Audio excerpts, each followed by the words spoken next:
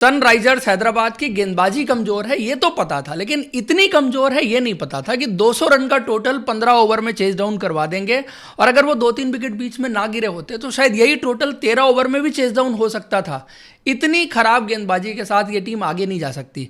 पहली चीज तो इतनी खराब गेंदबाजी है, और दूसरा कुछ सिलेक्शन जिस तरह के हुए, तीसरा उनको इस्तेमाल जिस तरह से किया। मतलब कोई भी एक ऐसा गेंदबाज आपको इस गेंदबाजी लाइनअप में नहीं दिखा जो थोड़ा सा पेनिट्रेटिव नजर आए, जो विकेट निकालने की काबिलियत रखता हो, जिसने किसी भी बल्लेबाज को थोड़ा बहुत भी तंग किया हो। आप देखिए इनका बॉलिंग ऑर्डर, नीतीश कुमार रेड्डी के साथ इन्होंने शुरू किया। अब इनकी मजबूरी भी है क्योंकि इनके बॉलिंग ऑर्डर में कोई भी ऐसा गेंदबाज नहीं है जो नई गेंद संभाल सके। और सबसे बड़ा वीक पॉइंट यही है कि नई गेंद का गेंदबाज एसआरएच की टीम के पास नहीं है, और अगर वो नहीं मिला तो फिर ये टीम आपको ज़्यादातर हारती हुई दिखेगी। इवन जो मिडिल ओवर्स वाले गेंदबाज भी है ना, वो जब ऊपर से रन बन जाते हैं और विकेट गिरता नहीं है सामने वाली टीम का, और सामने वाली टीम जब चढ़ी हुई होती है तो वो कुछ नहीं कर पाते। आप देखो नीतीश कुमार रेड्डी पहले 2 ओवर उन्होंने अच्छे किए, मेरे हिसाब से वो इंप्रेसिव थे और स्किल सेट इंप्रूव होता हुआ उनकी गेंदबाजी में मुझे दिखा।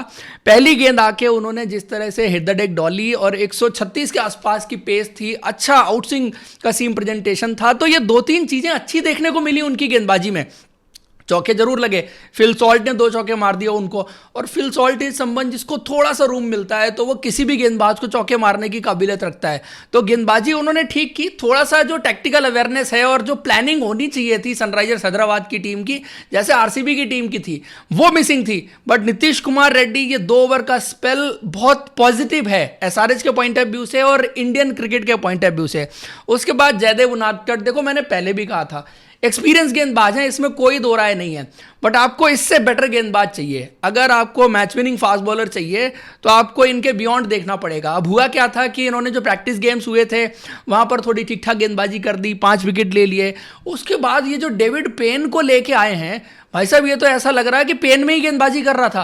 पहले ओवर में चल के आ रहा है, गेंद फेंक दे रहा है 125 127। इस पेस वाले गेंदबाज को तो इंडियन वाला भी होता है, उसको भी नहीं खिलाते हम। ये फॉरेनर खिला रहे हैं जो 125 की पेस पर गेंदबाजी कर रहा है, ना उसकी गेंद स्विंग हो रही है ना कुछ हो रहा है, और पहले ओवर में जो उसकी तुड़ाई हुई है, उसके बाद में जरूर थोड़ी सी स्लोअर वंस और कटर्स वगैरह उन्होंने की तो उनको विकेट मिल गए, और ये थोड़ा लकी ब्रेक था और कुछ नहीं था। इससे ऐसा नहीं था कि बहुत स्किलफुल गेंदबाजी की। कई बार होता है ना कि बैट्समैन जोन में होता है, प्रिपेयर नहीं होता उस तरह की बॉल के लिए, उस तरह के शॉट के लिए, तो आउट हो जाता है, उसमें विकेट मिल जाते हैं। ये कुछ उसी तरह का था।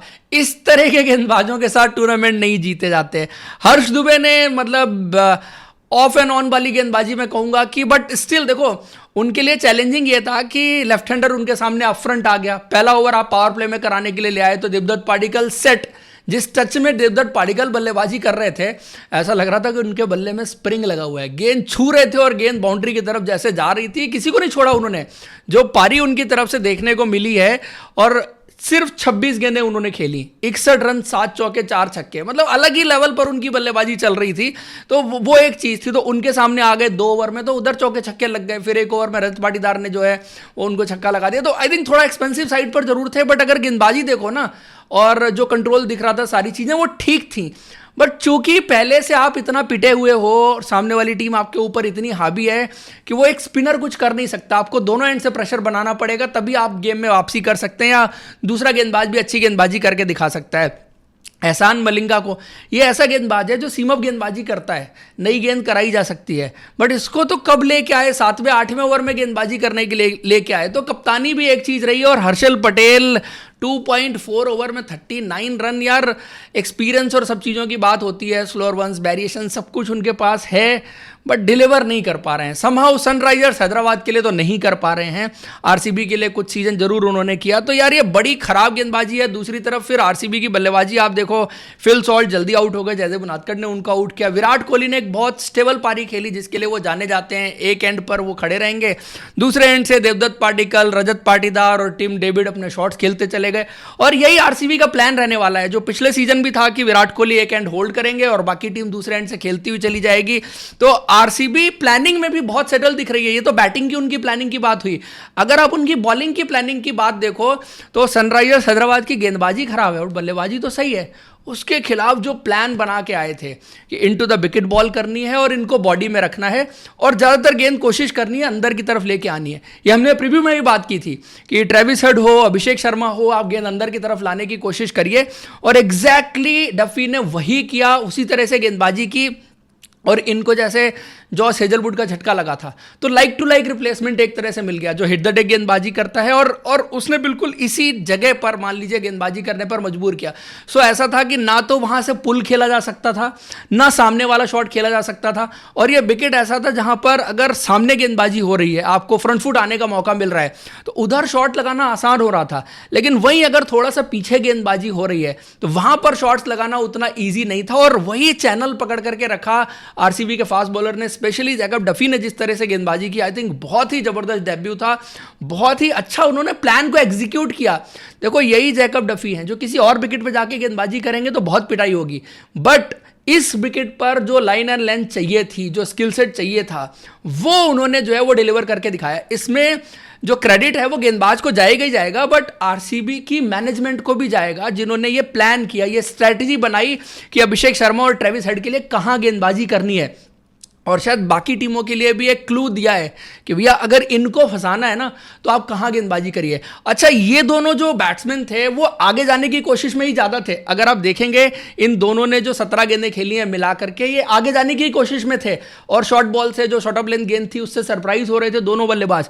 वहीं अगर आप ईशान किशन की बल्लेबाजी देखेंगे तो वो आगे नहीं भागे, वो वेट कर रहे थे, और बैकफुट पर उन्होंने अच्छे शॉट्स खेले, पंच भी मारे, पुल भी मारा, और इवन हेनरिच क्लासन को भी देखो, हेनरिच क्लासन भी आगे जाने की जल्दी में नहीं थे, वो बैकफुट पर ही खड़े होकर खेलने की कोशिश कर रहे थे। तो बेसिकली आप हैदराबाद की बल्लेबाजी में अगर देखो, जो बैट्समैन आगे जाने की कोशिश कर रहा था वो सरप्राइज हुआ इस विकेट के बाउंस से, और जिस तरह से गेंद आ रही थी, जिस हार्ड लेंथ पर आरसीबी ने गेंदबाजी की उससे, और जिसने थोड़ा सा वेट करके बैटिंग की, लाइक ईशान किशन को देखो आप, हेनरिच क्लासन को देखो, इन दोनों ने क्रीज में खड़े रह के और गेंद को आने दिया, उस तरह से बल्लेबाजी की, तो ये दोनों सक्सेसफुल भी हुए। और Nitish Kumar Reddy, short pitch ball उनके लिए वैसे ही प्रॉब्लम है। ऑस्ट्रेलिया में भी आपने देखा था जब वो खेले थे, उन्होंने सेंचुरी भी बनाई थी, बट शॉर्ट पिच बॉल उस पूरी सीरीज में एक थोड़ा सा प्रॉब्लमेटिक चीज रही थी। शॉर्ट पिच बॉल पर उतना इजी नहीं रहते हैं, वो आउट भी होते हैं, कभी कभी छक्के भी मारते हैं, तो थोड़ा सा कंपल्सिव पुलर है एक तरह से, और तीनों बैट्समैन जो है वो उसी तरह की डिलीवरी पर आउट होके भी गए हैं। That's why I am saying कि ये जो है strategic master class from RCB bowlers, और जो प्लान करके बना के दिया था जिन्होंने, उनको जाता है। और भुवनेश्वर कुमार के तो देखो कहने ही क्या, ही इज अ वेटरन, और एक चीज मैं देख रहा था, 138 की पेस पर भुवनेश्वर कुमार गेंदबाजी कर रहे हैं और गेंद उनकी स्विंग हो रही है, और आई थिंक पहली गेंद उन्होंने नीतीश कुमार रेड्डी को डाली थी जो जबरदस्त बाहर की तरफ निकली।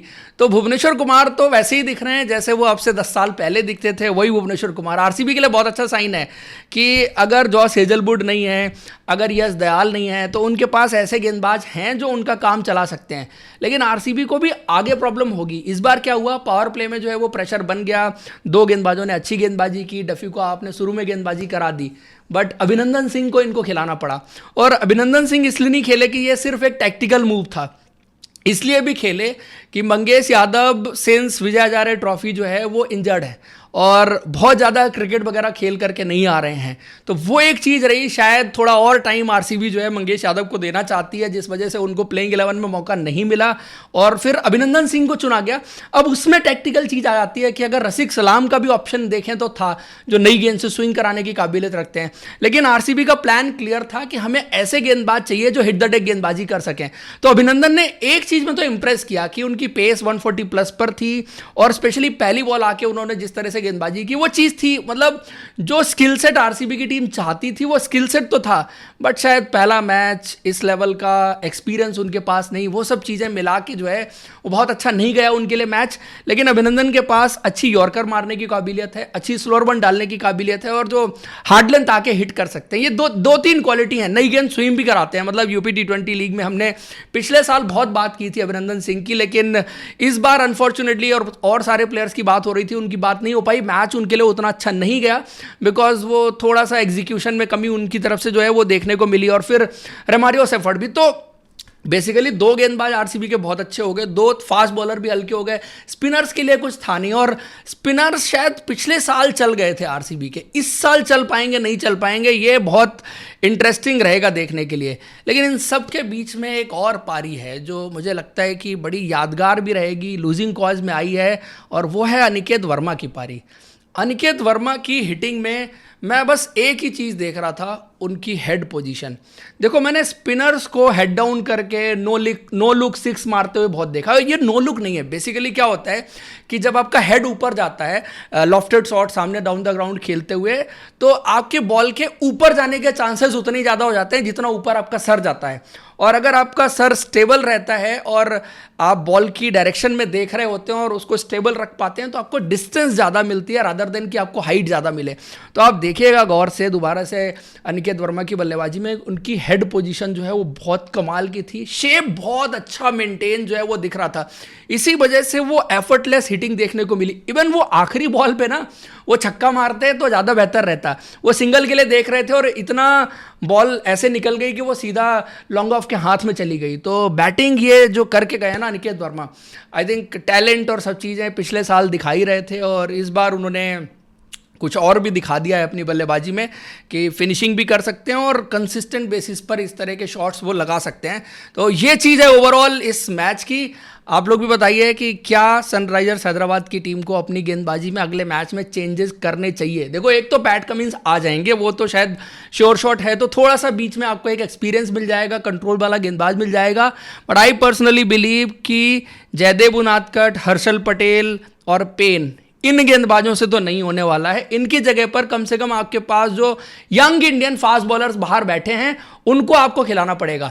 एक और चीज़ जो मेरे को थोड़ी सरप्राइजिंग लगी सनराइजर्स हैदराबाद की टीम में कि इन्होंने लियाम लिविंगस्टन को नहीं खिलाया, सलील अरोरा को खिलाया। आई थिंक ये बड़ा वेलकम मूव था, क्योंकि सलील अरोरा के पास वो थोड़ी सी एक स्किल है जो स्टेबिलिटी दे सकते हैं, क्योंकि उनका गेम सिर्फ चौके छक्के लगाने का नहीं है। और सनराइजर्स हैदराबाद ये चीज़ भी ढूंढ रही है कि जो इतने सारे स्ट्रोक प्लेयर हैं उनके बीच में कोई ऐसा बैट्समैन भी मिले जो ज़रूरत पड़ने पर पारी संभाल भी सके। तो सलील अरोरा को खिलाना आई थिंक बहुत अच्छा मूव है। इससे इनको एक एडवांटेज ये भी होगा कि 2 फॉरेन फास्ट बॉलर खिलाने का कॉम्बिनेशन इनके पास बन जाएगा। जब पैट कमिंस आ जाएंगे तो फिर ये 2 फॉरेन फास्ट बॉलर भी खिला सकते हैं। बट आई थिंक अभी तो स्पिनर की ज़रूरत उतनी पड़ी नहीं, बट एट सम स्टेज इनको शिवांग कुमार को भी खिलाना चाहिए, क्योंकि आपको स्पिनर भी मिलेगा और बैट्समैन भी मिलेगा। या फिर आप क्रेन्स फुलेत्रा या विकेट टेकिंग ऑप्शंस की तरफ देखना पड़ेगा आपको, स्पेशली इन मिडिल ओवर्स। और नई गेंद बेसिकली इनके लिए जो प्रॉब्लम है उसको शॉर्ट करने की कोशिश करनी पड़ेगी। और नई गेंद इनको शिवम मावी चाहिए। विदाउट शिवम मावी नई गेंद की प्रॉब्लम इनकी सॉल्व नहीं होगी, क्योंकि और कोई नई गेंद का प्रॉपर गेंदबाज ही नहीं है इनके पास। जितने भी हैं वो सब मिडिल ओवर्स में या वन चेंज आके गेंदबाजी करने वाले गेंदबाज नजर आ रहे हैं। अब उनको इसमें से ही चुनना पड़ेगा कि कौन सा बेस्ट है, तो वो चीज़ आपको एसआरएच की गेंदबाजी में नजर आ रही है। तो दोस्तों यही था review Sunrisers Hyderabad versus RCB के मुकाबले का। आप लोग को पसंद आया तो लाइक और हमारे चैनल को सब्सक्राइब जरूर करें। Thank you, see you in next video.